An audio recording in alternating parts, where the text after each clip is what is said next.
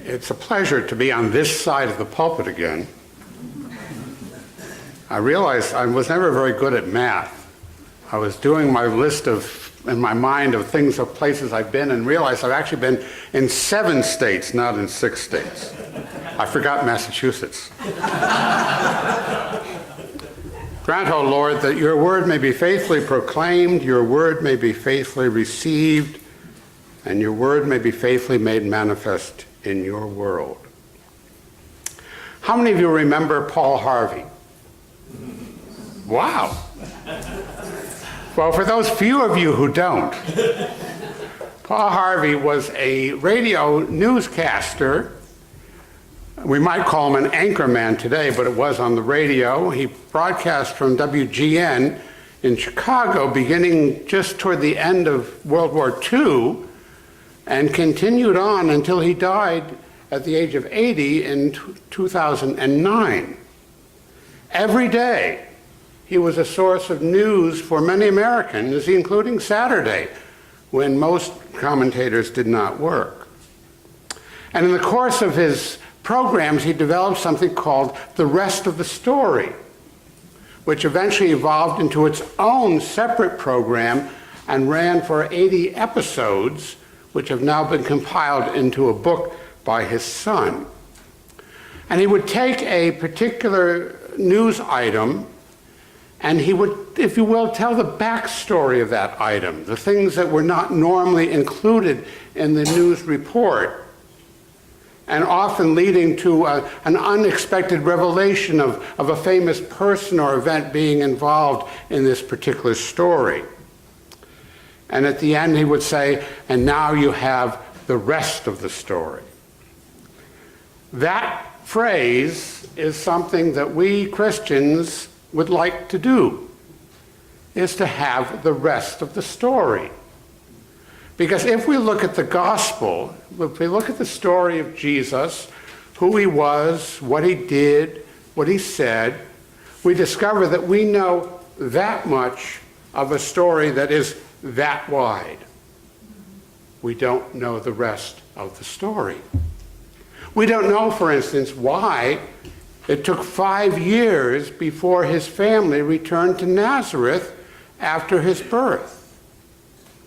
We don't really know what happened when, as age 12, he went to the synagogue or to the temple and talked with the chief priests and elders. And I remembered something just yesterday about that. He was 12 years old. He was about to become a bar mitzvah, a son of the Torah, and that changes the entire complexion of that particular story, that he was getting ready for that momentous event in his life. We know nothing of what happened between when he was 13 or 12 years old and whatever age he was when he showed up at the River Jordan to be baptized. We don't know why he showed up at the River Jordan to be baptized. We don't know what happened in the conversation that he had with Moses and Elijah on the Mount of the Transfiguration that led him to come down from that mountain and say, for the first time, I must go to Jerusalem and die. We don't know the rest of the story, and maybe most significantly, we don't know what he actually expected to accomplish in his death. There's a whole lot of stuff that we don't know, but that we can perhaps know if we apply 2 very important human abilities. One is logic, looking at the material and say, what makes the most sense in this situation about why he did, what he said, who he was. And the other, to fill the blanks in with our imagination. Our logic and our ability to imagine can indeed give us some, at least, if not all, of the rest of the story that is so crucial for us to really know Jesus, know who he was, know what he said, what he did, and why. I want to share two examples of how I think that can work using two of his most familiar parables. The parable of the two sons, normally called the parable of the prodigal son, but that's only really half of the story, and the parable of the Good Samaritan. Now, you know the story of the two sons. The one son asks for his inheritance, and he goes off and he wastes that money, and he finally comes back to his father, and his father welcomes him warmly and offers him a fine coat and a celebratory meal. And his brother, who has remained home, is upset at this and condemns his father for being so generous toward this wayward son.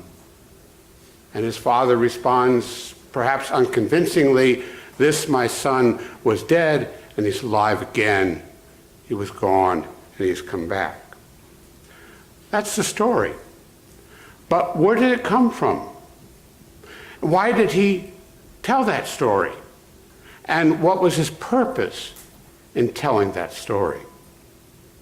Again, we don't know. But if we apply logic and imagination, we begin to come to an understanding that that story was about Jesus himself. That Jesus, the senior son of Joseph, had been expected to take over the family business when Joseph retired or died. He had been expected to become the leader of the family if Joseph died, and certainly to take care of his widowed mother if Joseph died. And Jesus had done none of those.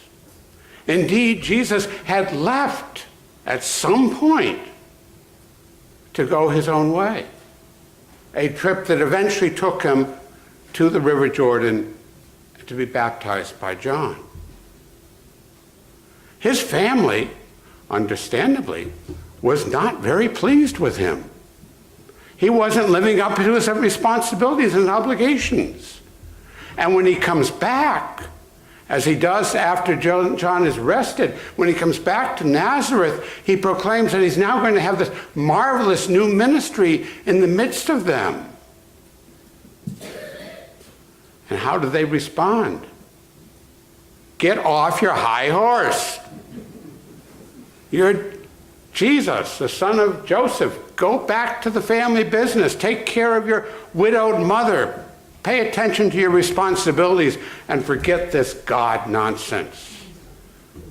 And the family never stops taking that attitude to Jesus until after his death. Then, interestingly, his brother, very important, his brother John becomes the leader of his community, at least initially. Jesus may well have been telling his own story when he told that particular parable. He may have been saying to his listeners what he had wished had happened when he came home, that he would like to have been welcomed back by the people that he was close to, rather than to be rejected, condemned, and criticized by them. Does that story not take on new meaning and significance when we know the rest of the story? And how about the story of the Good Samaritan? Again, you know the story. This guy is traveling down the road. Robbers attack him. They beat him. They take his money. They leave him for dead. And nobody wants to take care of him or respond to his cries for help until this Samaritan comes down the street, helps him up, binds up his wounds, makes sure that he has a place to sleep that night and food for the next day. And then, to borrow the phrase from the lesson today, he goes home satisfied at the end of the day. Just one question. Why a Samaritan? Why does Jesus choose a Samaritan as to being the hero in this story? After all, the Jews hated the Samaritans. They considered them subhuman beings who had everything wrong. Of course, they had everything right. But the Jews considered Samaritans as being less worthy of being considered a human being. For Jesus to choose a Samaritan isn't necessary for the purposes of the story. The story is being about compassionate toward another person. And he could as easily have chosen a Greek, a Roman, a Gentile, or even another Jew for that story. Why then does he choose a Samaritan? Knowing that it's probably going to turn off his listeners. Their prejudice against Samaritans are so strong that they're not about to hear the rest of the message. Why does Jesus choose a Samaritan? This story may, in fact, also be autobiographical. Again, we don't know what happened to Jesus in that period of time between when he was 12 years old and when he shows up at the River Jordan. Is it not possible that this happened to him in the midst of his journeys? That he was beset upon?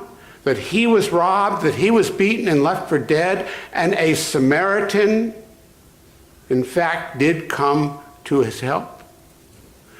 That changes the entire nature of that story if we understand it to be about Jesus himself. When we know the rest of the story,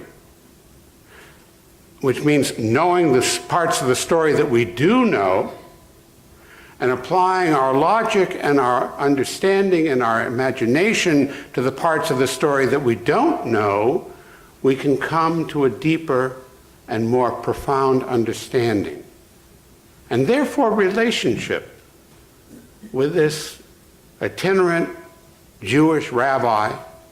I usually say itinerant obscure Jewish rabbi because I think he was, who we happen to call Lord.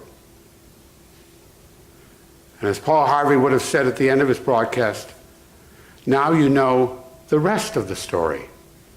Good day.